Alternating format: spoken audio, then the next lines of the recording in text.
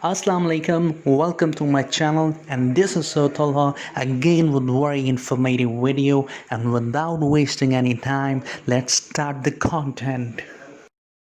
तो आप लोगों ने ऐसे सवालात बहुत सुने होंगे और मैंने तो खैर बहुत ज़्यादा सुने कि सर मेरा ताल्लुक जो है मैं सिंध बोर्ड से बिलोंग करता या करती हूँ। बचपन में हमने ऐसे स्कूलों से पढ़ा है जहाँ पे इंग्लिश को तवज्जो नहीं दी जाती थी। और अब बताएं कि सर अब हमें क्या करना चाहिए और कितना टाइम हमें लगेगा। तो फर्स्ट थिंग आपने क्या करना है कि नेगेटिव लोगों से दूर रहना है। नेगेटिव लोग कौन होते हैं? I came across many people जो कहते हैं कि O levels, Aga Khan, federal board and other boards, सही है, वो सारे के सारे जो होते हैं वो बहुत बेहतर होते हैं सिंध बोर्ड के स्टूडेंट से। आई डू एग्री, मैं इस बात को मानता हूँ।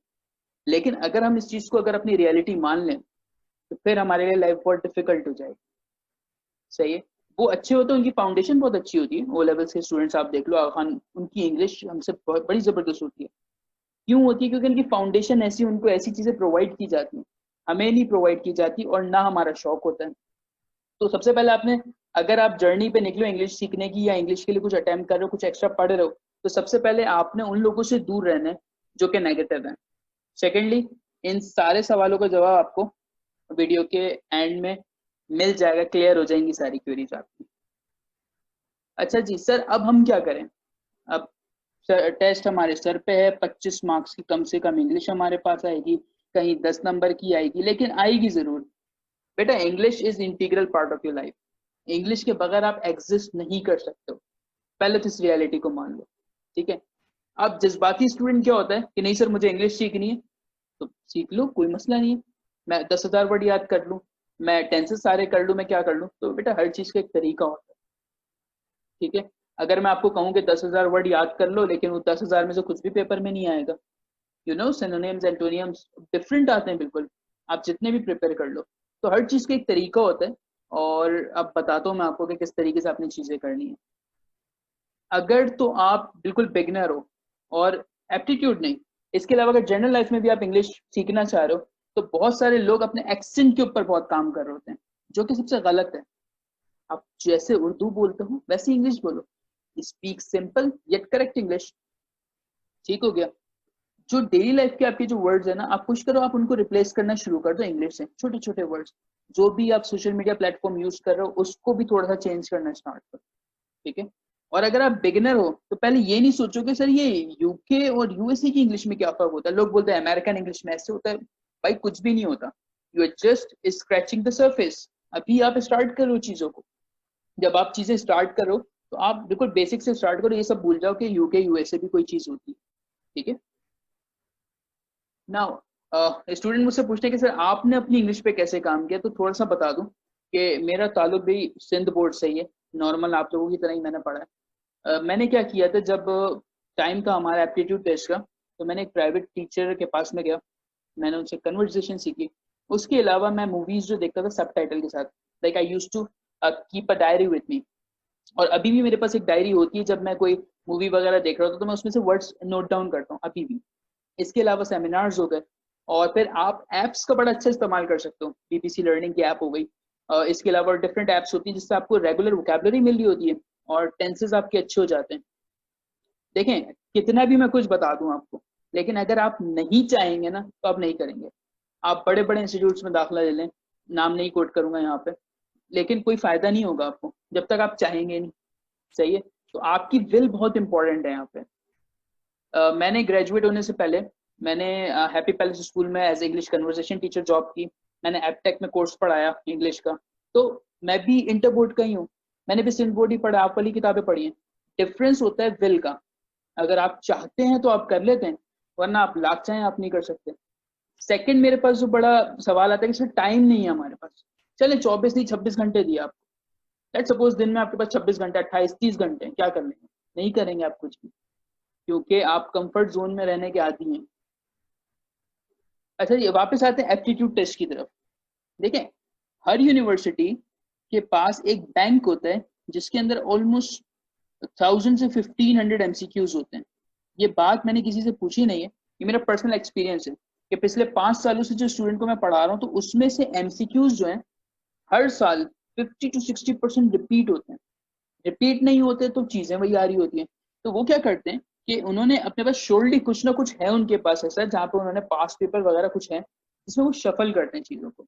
जब भी मैं कहता हूँ स्टूडेंट को बेटा आपकी जो भी यूनिवर्सिटी, फॉर एग्जाम्पल आप बहरिया के लिए जा रहे हो, आप एनईटी के लिए जा रहे हो, केयू के लिए, तो उसके पास पेपर करो। तो पास पेपर का मकसद क्या होता है कि आपको आइडिया मिल जाएगा कि वो डिफिकल्टी लेवल कैसी पूछ रहा है आपसे। ठीक है, सबसे पहले जो इंग्लिश के अंदर हमारे पास एक चीज आती है दैट इज सेंटेंस करेक्शन। अब जाहिर है आपको टेक्निकल इंग्लिश नहीं आती, और सेंटेंस करेक्शन के लिए आपका टेक्निकली साउंड होना बहुत जरूरी है।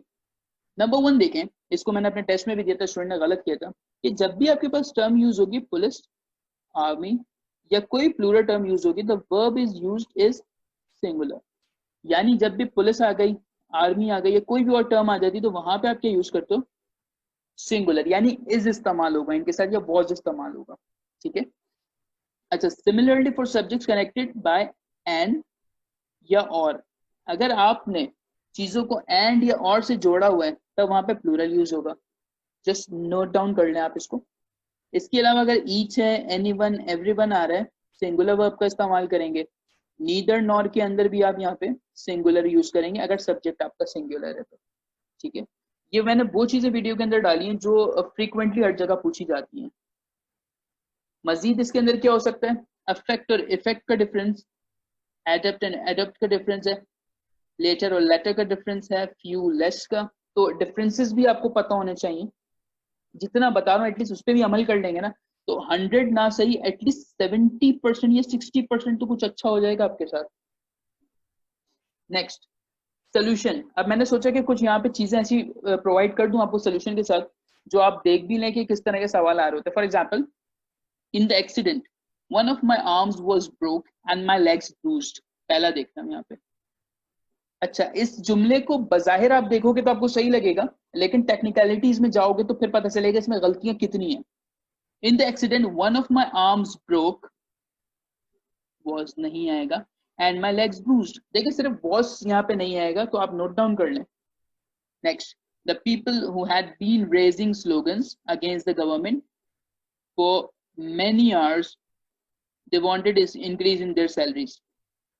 ठीक है, the people who had been raising slogans against the government for many years wanted increase in their salaries. ठीक है, डिफरेंस आपके पास साफ जाहिर है यहाँ पे। नेक्स्ट, इसी तरीके से you have been working very hard for the last 2 years, isn't it? You have been working very hard for the last 2 years, haven't you been? क्योंकि सवाल आपके पास have से शुरू हुआ है, तो जस्ट नोट डाउन कर लें। बाकी चीजों को भी, बाकी भी सारे सिमिलर ही होंगे यहाँ पे। तो 4 यहाँ पे मैंने गिवन किए हैं और इसके बाद 4 आपको इस स्लाइड पे मिल जाएंगे। तो आप अगर इन 8 को भी देख लें तो आपको आइडिया हो जाएगा कि हम एरर्स वाले सवाल को हमें किस तरीके से टैकल करना है। तो कुछ यूनिवर्सिटीज में सेंटेंस करेक्शन के हेडिंग के नीचे आएगा ये, कुछ में एरर्स के पास आ जाएगा ये। सही, अच्छा, next is sentence completion. Sentence completion क्या होता है, जैसे बचपन में आपने किया ना fill in the blanks, I had dash का, इस तरह की एग्जाम्पल आपके पास फॉर एग्जाम्पल, तो इसे आप कहते हो सेंटेंस कंप्लीशन। सेंटेंस कंप्लीशन में क्या है, सबसे पहले आपने क्या करना है, पहले सेंटेंस को पढ़ें। मैं आपको जो एडवाइस दे रहा हूँ वो सारी वो चीजें जो मैंने अपने ऊपर इंप्लीमेंट की हुई है। ठीक है, तो ये वर्क करेंगे, इस बात की श्योरिटी है। सही है, सबसे पहले आपने क्या पूरा सेंटेंस आपने पढ़ लिया और सेंटेंस का एक सेंस बनाया सबसे पहले। अभी ये नहीं देखें ऑप्शंस क्या है, अभी सिर्फ सेंटेंस का सेंस बनाए। फिर आपने क्या करना है, उसमें से 2 गलत ऑप्शन काटते हैं। मेरी हमेशा से अप्रोच ये होती है कि जब ए बी सी और डी गिवन होता है ना मुझे, मैं क्या करता हूँ, मैं पहले ये चेक करता हूँ कौन सा नहीं हो सकता। लेट सपोज डी और ए नहीं हो सकता, द ऑप्शन इज 50%, यार अब जो मैं सवाल सॉल्व करने वाला हूँ वो 50% मेरा सही होगा। ठीक है, अगर कोई स्टूडेंट ऐसा जो कि बिल्कुल ही वीक है, यानी इंग्लिश बिल्कुल ही आपकी 0 लेवल के ऊपर है, तो कोई मसला नहीं है।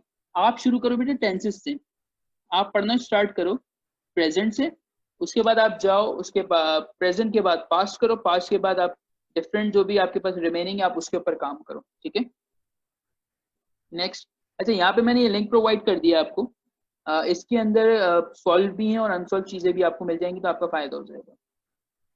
नेक्स्ट, एनालॉजीज हैं आपके पास, यहाँ पे कुछ यूनिवर्सिटीज में आती हैं, कुछ में नहीं आती, लेकिन इसको सीख लो, फायदा होगा आपके लिए।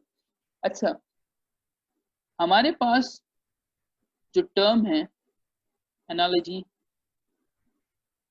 ठीक हो गया, इसमें क्या होता है कि दो वर्ड्स के दरमियान में कंपैरिजन की बात करता है ये। बहुत सारे स्टूडेंट कह रहे थे कि सर समझा दें, हमने आज से पहले नहीं पढ़ा, तो बहुत सारे लोगों ने नहीं पढ़ा लेकिन अब समझ लेते हैं इसको। दो वर्ड्स हैं, उनके दरमियान कोई कंपैरिजन है, कोई सिमिलैरिटी है, कोई अपोजिट थिंग हो सकती है, यानी किसी भी किस्म का कोई ना कोई रिलेशन है उनमें। फॉर एग्जाम्पल यहाँ पे गिवन है माउंटेन और हाई, यानी पहाड़, और हाई मतलब ऊंचाई के बारे में बात कर रहे हैं। अब हमें क्या ढूंढना है कि नीचे जो चार गिवन ऑप्शंस हैं उन चार में से ऐसा सेंस किसका बन रहा है। फॉर एग्जाम्पल माउंटेन मेरे लिए क्या हो गया, एक आइटम है, यानी कोई भी एक प्रोडक्ट है माउंटेन, और उसके बाद वो बता रहा है हाई, यानी उसकी प्रॉपर्टी बता रहा है। क्लियर है? माउंटेन एक ऑब्जेक्ट की हाइट बता रहे हैं, यानी उसका कोई एडजेक्टिव या कोई उसकी प्रॉपर्टी को बयान कर रहा है वो। अब देखते हैं ऑप्शंस। कह रहा है आर्टिस्ट एंड फेमस, नहीं समझ आया, आगे चले। ड्राई एंड डेजर्ट, देखें माउंटेन यानी प्रोडक्ट पहले, लेकिन यहाँ पे प्रोडक्ट बाद में, तो इसका मतलब बी ऑप्शन तो हो ही नहीं सकता इसका। क्लियर? सी देखें, कह रहे हैं हनी यानी शहद और स्वीट, तो दिस इज योर आंसर, क्योंकि ये बिल्कुल ही इससे मैच हो रहा है। तो आपने क्या करना है, आपने ये चेक करना है कि कौन सा वर्ड जो है वो पेयर उससे मैच करता है। इस तरह से आपने इन सवालों को सॉल्व करना होता है। मजीद टाइप देख लें, यहाँ पे कंट्री करेंसी की टाइप्स होती हैं। इंस्ट्रूमेंट ये पॉसिबल है, आ सकता है कि आपको एम मीटर और करंट दे दिया, नीचे चार ऑप्शन दे, तो एम मीटर क्या है, यूनिट है, और करंट क्या है, वो क्वांटिटी है। इसी तरीके से यूनिट एंड ग्रुप आपके पास आ सकता है। तो मैंने इसको डिवाइड कर दिया है, अगर आप सिर्फ इतने ही कर लेते हैं तो मोर देन इनफ है ये भी आपके लिए। ठीक है, एटलीस्ट आपको आइडिया तो मिल जाएगा। और जिन स्टूडेंट्स के पास डोगर की किताब है उनको तो पूरा के पूरा ये 100 से ऊपर एमसीक्यूज मिल जाएंगे इसके ऊपर। अगेन इसी को और थोड़ा सा आगे बताया हुआ है कि और किस किस टाइप की चीजें पूछ सकता है वो आपसे। पेन राइटर, तो वॉइस सिंगर हो सकता है। यानी आप बस ये याद रखो बेटा कि इन दो के दरमियान क्या रिलेशन है, और ऑप्शन में भी कुछ वैसा ही रिलेशन मिलना चाहिए आपको, दैट्स इट। अगेन कुछ कॉमन टाइप्स हैं, क्योंकि ये आप लोगों ने नहीं पढ़ा हुआ इसलिए मैंने कोशिश की कि इसको सिंपल से सिंपलर बिल्कुल करके आपको प्रोवाइड कर दिया जाए ना। लास्ट थिंग हमारी है vocabulary. Lacuna, thwart, exigent, despotic, ominous. अगर मैं ऐसे वर्ड्स आपको दे दूं पेपर के अंदर, तो क्या आप इनको सही आंसर कर पाओगे? 80% स्टूडेंट क्या करेंगे, नहीं। क्यों? क्योंकि उन्होंने ऐसे वर्ड्स कभी देखे ही नहीं, या तो वो फर्स्ट टाइम देख रहे हैं इन सारी चीजों को। ठीक हो गया? वोकैबुलरी आपने क्या करना है, जो मेरा जो तरीका वोकैबुलरी का, वोकैबुलरी को रखो लास्ट में हमेशा। बाकी देखो प्रेपोजिशंस आपके हाथ में, आप कर सकते हो, हर स्टूडेंट कर सकता है। आर्टिकल्स आपके हाथ में, आप आर्टिकल्स भी कर सकते हो। इसके अलावा एरर्स आसान है, तो आप पहले आसान आसान चीजें कर लो, कॉम्प्रिहेंशन कर लो। आप ऐसा कर लो कि भाई 25 में से यार एटलीस्ट 15 मार्क्स मैंने कर लिए, now it's time to go for vocabulary. अब मुझे वोकैबुलरी करनी चाहिए। ठीक है, वोकैबुलरी की भी बहुत सारे तरीके होते हैं सॉल्व करने के। पहला होता है रूट वर्ड्स आप सॉल्व करते हो। जैसे अगर आपने मेरी प्रीवियस वीडियोस देखी जिससे मैंने मेल, बॉन और बेन वाला बताया था, अगर आपने वो वीडियो मेरी देखी है तो उससे भी आपको आइडिया हो गया कि कितनी आसानी से मैंने आपको इतने सारे वर्ड्स याद करवा दिए थे। ठीक है, और पास पेपर को एक्सरसाइज करते रहो बिल्कुल। अच्छा, एप्स होती हैं कुछ, जैसे बीबीसी लर्निंग की ऐप हो गई, इसके अलावा एनटीएस की एक ऐप है, उसमें ना इंग्लिश आप सॉल्व करते रहो, चलते फिरते, जब टाइम मिले आपको।